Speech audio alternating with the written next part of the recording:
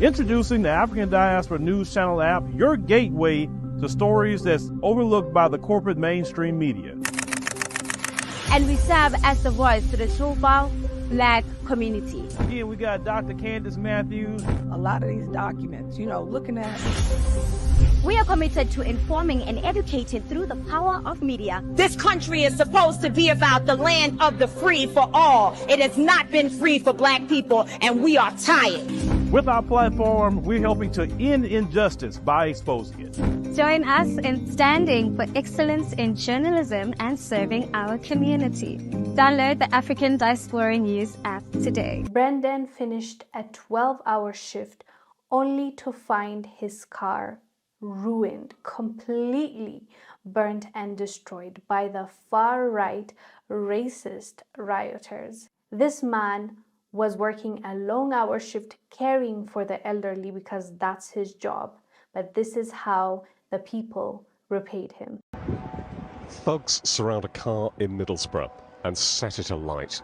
While this was happening to his car on Sunday afternoon, Brendan was in the middle of a 12-hour shift as a carer, looking after elderly people in the town. So when I came back home, I saw what happened. I just only saw the remnants of it. It was no longer a car, but a scrap. I couldn't even recognize it. I went to the bathroom. I cried because I know how much it took me to be able to save this money and be able to get this. What am I even doing here? That was the question I asked them. What am I even doing here?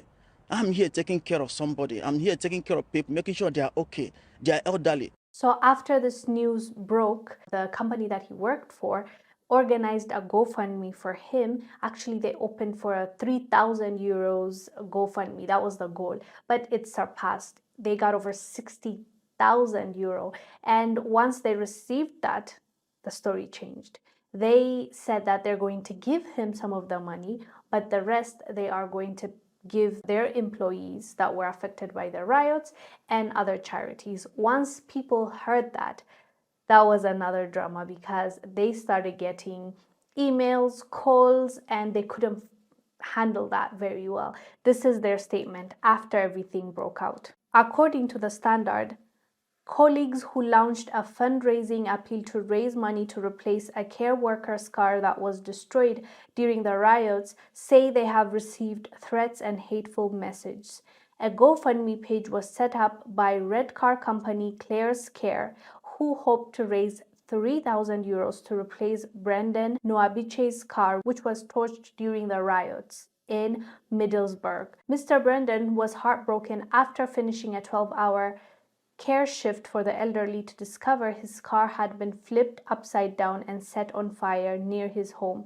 The appeal gathered huge traction with more than 63,000 euros, but false rumors, according to the people that opened the GoFundMe, they say that the false rumors circulating that Brandon was only getting 3,000 euros out of the money created chaos. It was then that the organizers say they started to receive hundreds of emails, messages, and phone calls full of hate and accusations. They were stealing the cash and calling them frauds. The people that organized this GoFundMe are claiming that that's not true. But then they went ahead and clarified.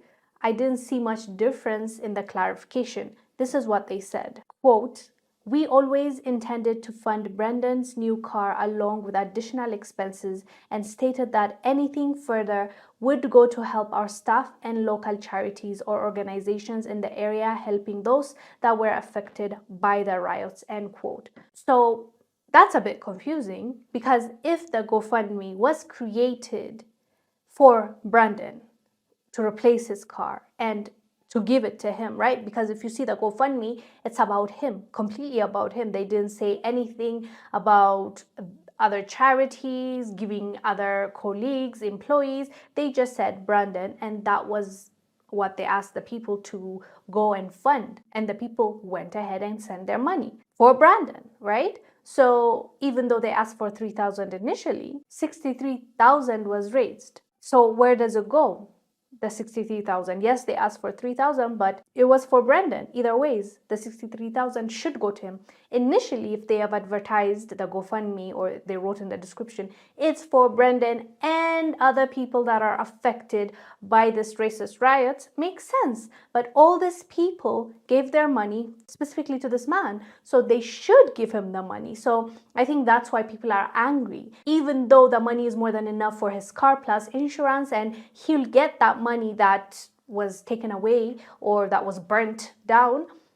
It doesn't necessarily mean that all these people gave their money for other causes. It was specifically for this man. So I guess that's where the disconnect is and people are angry. But the colleagues are saying, no, we're going to give him everything that he needs when it comes to the car and insurance, but the rest we also want to give out to our employees that were affected and other charities. It's quite well, actually, it's not complicated because it was for, in my opinion at least, you raised that money for Brandon. It has exceeded more than you expected, but it is his money at the end of the day. They went ahead and said, if you are not happy with what we're going to do with the money, go ask for a refund or something like that from GoFundMe.